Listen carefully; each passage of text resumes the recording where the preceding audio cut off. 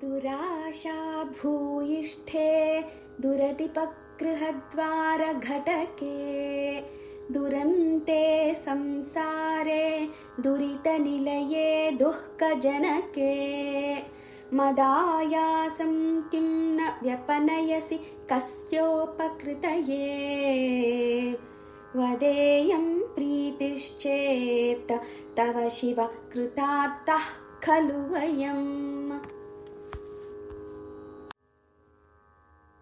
दुराशा भूयिष्ठे दुरतिपगृहद्वारघटके दुरन्ते संसारे दुरितनिलये दुःखजनके मदायासं किं न व्यपनयसि कस्योपकृतये वदेयं प्रीतिश्चेत् तव शिव कृतार्थः खलु वयम्। दुराशा भूयिष्ठे दुरतिपगृहद्वारघटके दुरन्ते संसारे दुरितनिलये दुःखजनके मदायासं किं न व्यपनयसि कस्योपकृतये वदेयं प्रीतिश्चेत् तव शिव कृतार्थः खलु वयम्। दुराशा भूयिष्ठे दुरतिपगृहद्वारघटके दुरन्ते संसारे दुरितनिलये दुःखजनके मदायासं किं न व्यपनयसि कस्योपकृतये वदेयं प्रीतिश्चेत् तव शिव कृतार्थः खलु वयम्। दुराशा भूयिष्ठे दुरतिपगृहद्वारघटके दुरन्ते संसारे दुरितनिलये दुःखजनके मदायासं किं न व्यपनयसि कस्योपकृतये वदेयं प्रीतिश्चेत् तव शिव कृतार्थः खलु वयम्।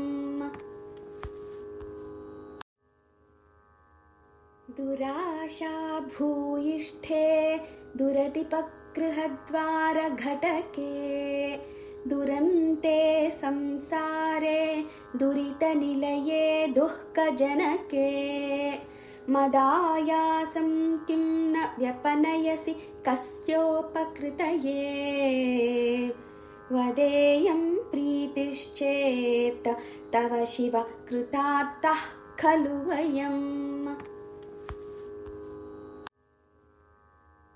दुराशा भूयिष्ठे दुरतिपगृहद्वारघटके दुरन्ते संसारे दुरितनिलये दुःखजनके मदायासं किं न व्यपनयसि कस्योपकृतये वदेयं प्रीतिश्चेत् तव शिव कृतार्थः खलु वयम्। दुराशा भूयिष्ठे दुरतिपगृहद्वारघटके दुरन्ते संसारे दुरितनिलये दुःखजनके मदायासं किं न व्यपनयसि कस्योपकृतये वदेयं प्रीतिश्चेत् तव शिव कृतार्थः खलु वयम्। दुराशा भूयिष्ठे दुरतिपगृहद्वारघटके दुरन्ते संसारे दुरितनिलये दुःखजनके मदायासं किं न व्यपनयसि कस्योपकृतये वदेयं प्रीतिश्चेत् तव शिव कृतार्थः खलु वयम्। दुराशा भूयिष्ठे दुरतिपगृहद्वारघटके दुरन्ते संसारे दुरितनिलये दुःखजनके मदायासं किं न व्यपनयसि कस्योपकृतये वदेयं प्रीतिश्चेत् तव शिव कृतार्थः खलु वयम्